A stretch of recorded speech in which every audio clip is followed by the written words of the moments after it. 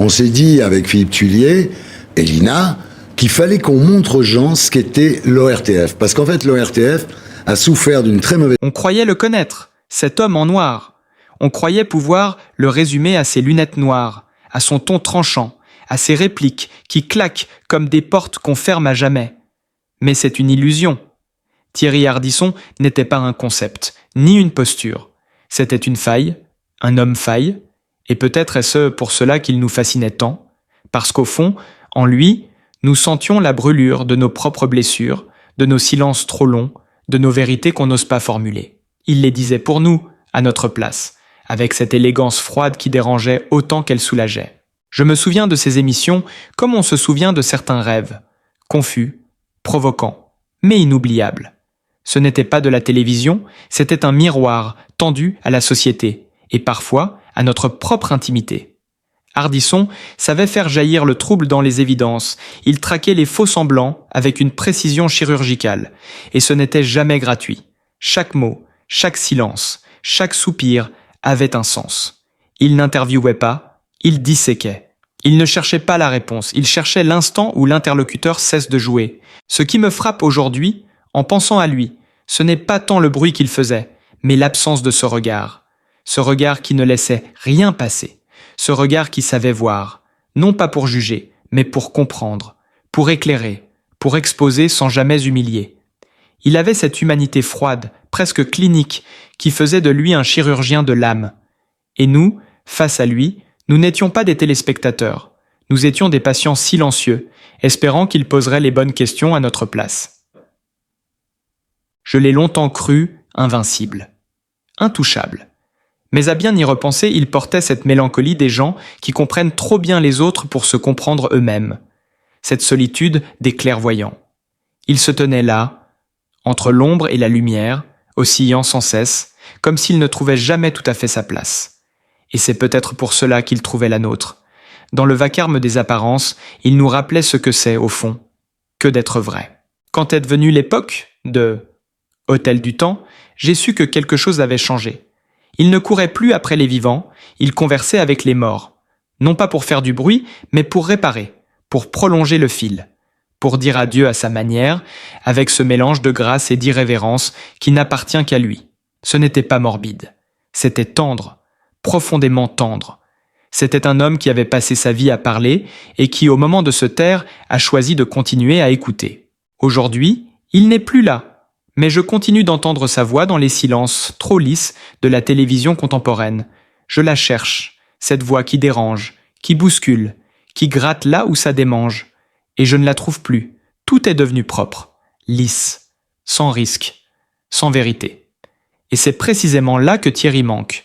Comme on manque d'un grand frère insolent, d'un mentor pas très commode, mais qu'on aimait pour ça.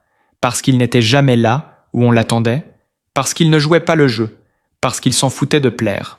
Et si je devais retenir une seule chose de lui, ce serait cette conviction furieuse que la parole peut tout, qu'elle peut casser des masques, ouvrir des cœurs, révéler l'humain sous la façade. Il y croyait. Il s'y accrochait. Même quand tout autour devenait spectacle, il résistait, en silence parfois, en noir toujours. C'était un acte politique, une forme de résistance poétique. Il nous a quittés, oui, mais son empreinte, elle, est partout.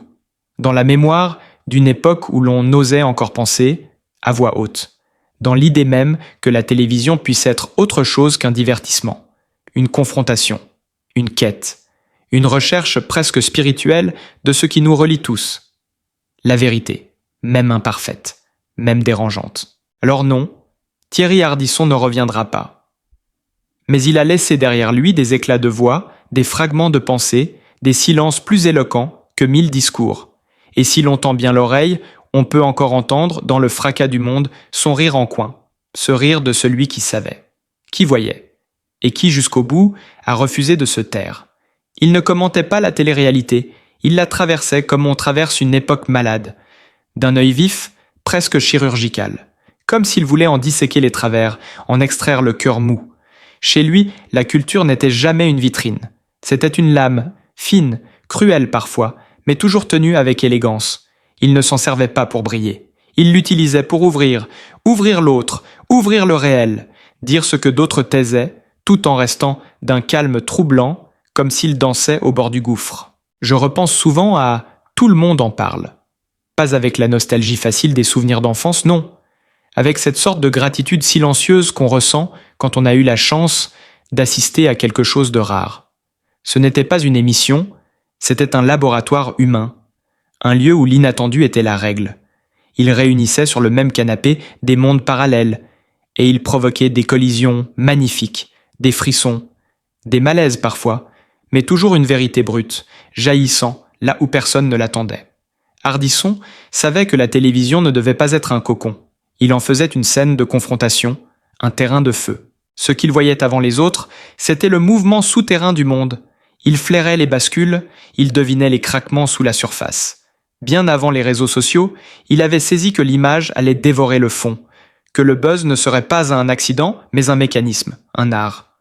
On s'est moqué de Hôtel du Temps. On a cru à un gadget. Moi, j'y ai vu un chant funèbre, tendre et tordu. Il ne ressuscitait pas les morts, il les écoutait une dernière fois. C'était une conversation impossible, rendue tangible. Une manière pudique de dire au revoir, de parler aux absents comme s'ils n'étaient jamais vraiment partis. Et ce qui me bouleverse, c'est qu'il n'a jamais cessé de chercher. Même à l'âge où tant d'autres se recroquevillant sur leur gloire, lui restait tendu vers ce qu'il ne savait pas encore. Il doutait, il se lançait, il chutait peut-être, mais il avançait. Il refusait l'immobilisme comme on refuse le renoncement. Il ne voulait pas répéter, il voulait inventer. Et ce désir-là, cette obstination à ne pas s'éteindre doucement, ça me touche profondément. Je revois cette scène dans L'Homme en noir, cette réplique lancée à Jésus. « Tu ne trouves pas que ton marketing est un peu dépassé ?» Et je souris chaque fois, parce qu'il y a là tout Ardisson, concentré en une phrase. Le sacrilège comme outil de pensée, l'humour comme outil de précision, et une spiritualité inversée, lucide, d'autant plus forte qu'elle ne s'annonce jamais. Il ne croyait pas en Dieu comme on croit pour se rassurer. Il croyait au dialogue, même avec l'invisible. Ce qui me fascine chez lui, encore aujourd'hui, c'est qu'il n'a jamais supplié qu'on l'aime. Et pourtant, on l'aimait. Peut-être justement pour cela. Parce qu'il ne cherchait pas à plaire. Il cherchait à dire, à faire surgir. Et on sentait, dans chaque mot qu'il posait, un respect immense pour l'intelligence du spectateur. Il ne nous prenait jamais de haut. Il nous tendait la main pour qu'on monte avec lui. Et dans ce monde saturé de vide, cette exigence est devenue rare.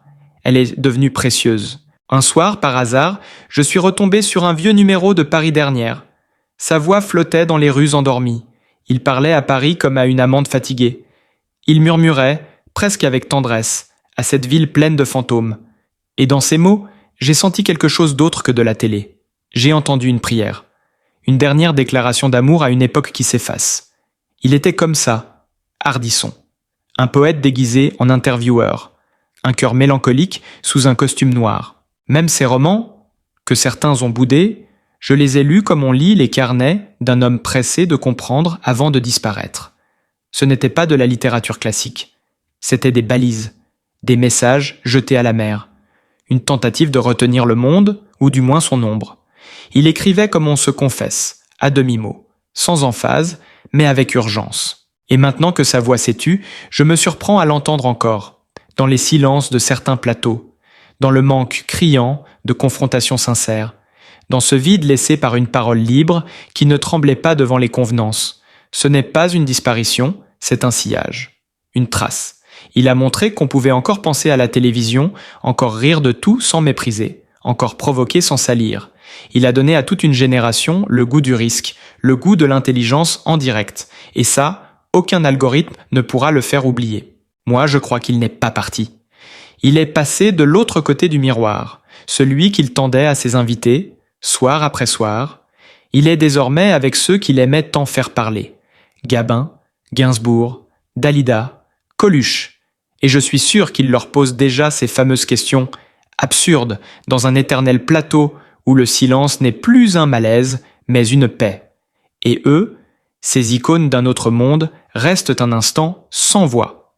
Non parce qu'ils sont gênés, mais parce qu'ils savent, à présent, que face à Ardisson, même le ciel écoute. Ici-bas, il nous reste des éclats, sa voix grave, ses silences denses, son rire ironique, ses gestes précis, ces plateaux comme des cathédrales nocturnes, où l'on ne parlait pas pour faire du bruit, mais pour faire jaillir la lumière. On a perdu un homme, mais on a hérité d'un style, d'un souffle, d'un courage. Ardisson n'était pas seulement un animateur, c'était un moment de vérité, une feu le monde, sans concession, sans peur. Pour comprendre ce qu'il nous lègue vraiment, il faut d'abord faire un pas de côté. Éteindre la lumière crue des plateaux, cesser d'applaudir mécaniquement, laisser le silence reprendre ses droits, ce même silence qu'il savait si bien manier, ce silence tendu, suspendu, qui disait plus que 1000 punchlines. Ardisson avant tout c'était ça. Un mystère, une énigme posée sur un canapé noir, un homme de l'ombre paradoxalement sous les projecteurs. Il donnait tout, mais ne s'abandonnait jamais. Il s'offrait par fragments, par éclats, toujours dans la retenue, dans ce jeu trouble entre transparence et masque. Il ne se livrait pas, il se dérobait juste assez pour que l'on continue de chercher. Et c'est sans doute pour cela qu'il nous obsède encore. Il portait une douleur muette, une mélancolie diffuse. Je l'ai toujours ressenti, moi, cette tristesse pudique qui filtrait entre deux sourires ironiques, comme s'il portait en lui une fêlure ancienne, une question jamais résolue, et qu'il utilisait chaque mot, chaque interview, pour tenter de s'en approcher. Ce qu'il posait aux autres, c'était aussi ce qu'il posait à lui-même. Qui suis-je derrière ce rideau de lumière?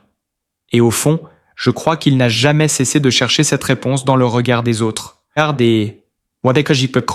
Ce que j'ai compris grâce à lui, c'est que le respect véritable commence par l'exigence.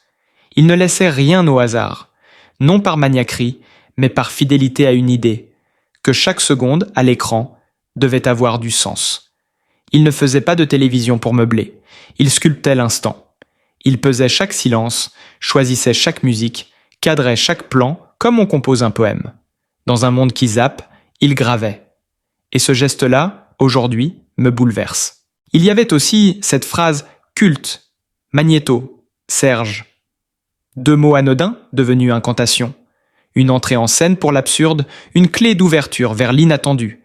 Et derrière la malice de la formule, toujours ce petit pli au coin des lèvres, ce sourire discret comme un clin d'œil, comme s'il nous disait « Ne vous y trompez pas, tout ça est un théâtre, mais regardez bien, écoutez mieux. » Parce que pour lui, ce n'était pas un jeu, c'était tout, sa vie, sa manière d'habiter le monde. Revoir ses face-à-face aujourd'hui, c'est comme retrouver des films disparus, des plans séquences de vérité. Il allait chercher l'humain derrière la fonction, la peur derrière le sourire, le doute derrière les certitudes. Il ne cherchait jamais l'unanimité. Il voulait la faille. Il la guettait. Et quand elle apparaissait, il savait ne pas insister. Il la laissait respirer. Et c'est là que la magie opérait. Ce que je retiens aussi, c'est cette loyauté presque féroce, envers ses idées, envers ses proches, envers ceux qui avaient embarqué dans cette aventure folle avec lui. Il n'abandonnait personne.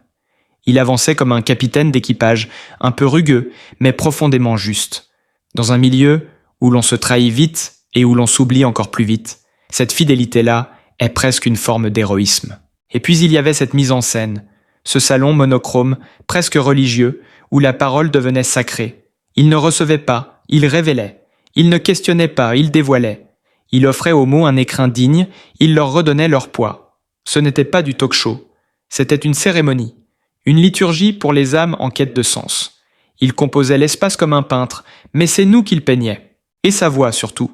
Cette voix grave, posée, presque douce. Une voix qui n'avait pas besoin de s'élever pour faire mal ou pour faire du bien. Une voix qui ouvrait. Il ne brusquait pas. Il amenait doucement. Il créait un climat, une tension lente, et l'invité tombait le masque sans même s'en rendre compte. Parce qu'au fond, on sentait bien qu'il n'était pas là pour piéger, mais pour comprendre, pour aimer, à sa manière. On l'a parfois qualifié de cynique, d'arrogant, d'élitiste, mais c'est mal le connaître. Ceux qui pensent cela n'ont jamais entendu ses silences, ni vu ses yeux, parfois embués, ni compris cette distance qui n'était qu'une protection. Ils pensaient, voilà tout. Et dans un monde qui pense peu et vite, penser vraiment dérange. Il refusait les cases, les simplifications, les automatismes. Il voulait que chaque mot compte, et c'est pour cela qu'il continue à résonner en moi. Aujourd'hui, il n'est pas mort. Il s'est déplacé. Il est devenu cette absence qu'on sent dans les émissions, sans âme, ce frisson qu'on cherche et qu'on ne trouve plus. Ce moment où l'on se dit « il manque quelque chose ici ». Ce quelque chose, c'est lui. C'est cette capacité à oser, à heurter, à élever. Il était le contre-pied permanent, l'impertinent nécessaire, le poil à gratter élégant. Et si, depuis ce plateau infini où il doit être à présent, il nous regarde, je suis sûr qu'il sourit. Moqueur, tendre, lucide, peut-être un peu ému aussi, même s'il ne le montrerait pas. Il murmurerait sans doute, dans un souffle, « Bon, assez pleurniché. Maintenant, reprenez le flambeau. Et surtout, soyez vrai. Merci Thierry. Pour tout. Pour le courage. Pour les silences. Pour la lumière noire. Et pour avoir prouvé que même au cœur du vacarme médiatique, il est encore possible de dire des choses qui comptent. D'exister sans se trahir. De faire de la télévision une forme de vérité. Loin du noir devenu légende, loin des lumières aveuglantes des plateaux, il y avait un homme d'une toute autre nature. Un homme d'amour, oui, mais un amour silencieux, pudique, presque caché. Présent sans s'imposer, dans l'ombre feutrée de Béatrice, dans les regards profonds qu'il réservait aux siens, dans cette façon qu'il avait d'écouter sans jamais juger. Il y avait derrière le provocateur une âme contemplative, un esthète, un émerveillé, un hypersensible. Il pouvait rester de longues minutes devant une toile, le regard suspendu, comme un enfant qui regarde tomber la neige pour la première fois. Il pouvait pleurer sans bruit sur une chanson de Lou Reed ou se perdre à 3 heures du matin dans un vinyle de Gainsbourg, comme si le monde entier tenait dans la voix rauque d'un refrain oublié. Et puis, il y avait l'homme des mots, celui qui écrivait à la main. Lentement, obstinément, comme s'il cherchait à extraire du langage une vérité enfouie que personne n'osait nommer. Il ne grattait pas du papier, il fouillait l'âme. Chaque mot était un pas vers un ailleurs fragile, incertain, mais terriblement humain. Il était insomniaque, pas par accident, mais par vocation. Il refusait de se reposer tant que quelque chose en lui n'avait pas été dit, écrit, pensé. Comme si chaque nuit, dans son silence trouble, pouvait encore être l'amorce d'un recommencement, d'un feu nouveau. Alors si cette lumière noire continue de vibrer en vous, si vous avez ressenti ce frisson, cette absence pleine, cette présence silencieuse qu'il nous laisse, n'hésitez pas à vous abonner. Ici, on célèbre les âmes singulières, celles qui osent, qui dérangent, qui touchent. Activez la cloche pour ne manquer aucun portrait. Partagez si vous avez été ému et surtout, restez curieux. Car chaque être exceptionnel mérite qu'on l'écoute au-delà du silence.